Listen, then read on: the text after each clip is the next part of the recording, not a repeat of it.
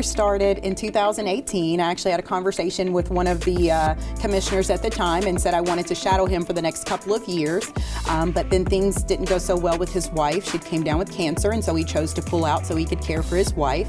And then at that time, I realized there wasn't going to be someone of color and a woman to me that had a voice to be on that commission. And so I kept putting it off. Someone told me the deadline was the 31st of January. I happened to be downtown on the 30th of January and was driving around, and something said, go get the application. And so I went over and asked for the application, and the young lady sort of stood over me while I was looking through the application, and I'm just like, this is awkward. So I looked at her and said, you know, if I want to apply, I'll bring it back tomorrow on the deadline. And then she looked over at the wall and looked back at me, and she was like, the deadline's in 45 minutes. And I said, I was told the deadline's tomorrow. And she was like, no, and it has to be clocked in 45 minutes. And so I said, busy. I go, okay, well, fine, I'll do it. And she says, if you get back here, you've won your first vote. And I said, I'm going to show you how hard I'm going to work for this community by getting your vote. And out I went. I climbed in my car.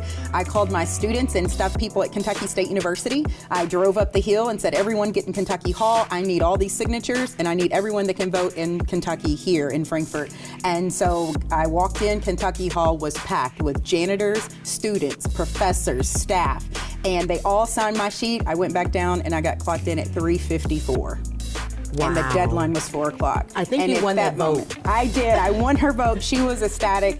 I was ecstatic. And from then on out, it hit the ground running. And I had a purpose for Frankfort and for myself.